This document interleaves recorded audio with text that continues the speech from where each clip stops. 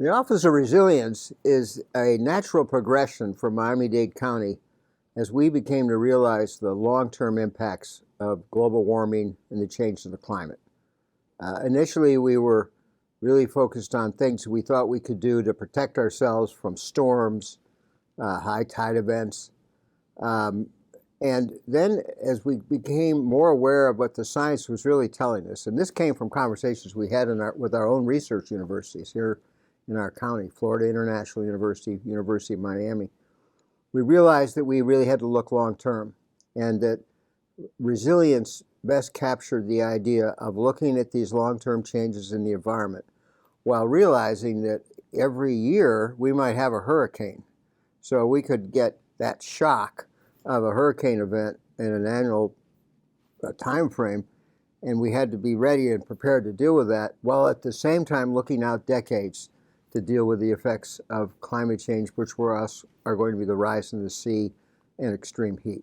So under that kind of perspective of looking at the issues we faced, we felt that resilience best provided us a framework for going forward. Well, our department in this county government is relatively small. So we're sort of I call us an in-house consulting firm. We are the ones that are charged by our mayor to be aware of what's happening around the world, globally, what are the experiences that people are having for successful actions and ones that aren't working. What's the best science? What is the International Panel for Climate Change saying in their most recent working group reports? What is the National Climate Assessment saying? And how does all that make sense on the ground where we live and work? And so we'll go with that information and advise our airport or our seaport or the water department within county government about options they have as we evaluate these scenarios of the future. So we're not the heavy lifters. We're the ones that bring the new information to the departments that have to be sure they operate 24/7. We have ports and vessels visiting the port, planes landing, so they can't sort of stop and start over again with new policies. We have to give them a framework that allows them to change over time. And every part of county government is a little different that way. So we're able to adjust the information and provide them options. And that's what our mandate is from our mayor, Danielle Living-Cava. And we're excited about that prospect. Mm-hmm.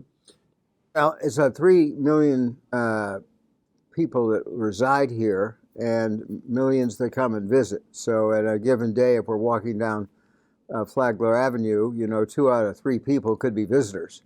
And they're important to us. They're residing here maybe for just a week, or it could be for several months. So we have a very diverse population to deal with, and we try to strike a balance with the information that we get out. Again, what might they experience in the time they're with us if you're a visitor, or if you are investing in a home, even a second home. You want to look at where you're going to be, that structure is going to be, and what kind of precautions you should take now and in the future. So trying to get that information out in different languages. Here it'd be English and Spanish and Creole for our Haitian community. And get on media, social media, on the radios, and just do what we can to get the information out. Now, with all that said, I think a large number of people, the demands on them on a day-to-day basis, they don't have a lot of time to think about these issues and even to listen or to read information. So we know that's a constant responsibility to get to them. We'll go wherever they are. Fascinating thing that we were able to do that to me sort of reflects the global nature of this. We wanted to have a mobile unit that we could take to parks. We have a lot of festivals, national days, and so we went to one of the international shipping lines and said, can you give us a container? And there's no more ubiquitous thing in the world than a 40-foot container. It's on ships, it's on the back of trucks, it's on trains, everything that we order at a given, I won't pick one, but you know, order a something online, it could be coming on a container from somewhere else in the world. So this container is now called a resilience pod, and we truck it around, and we had it renovated so that it now opens up. It has solar on the top, and it gives out information, and it's interactive.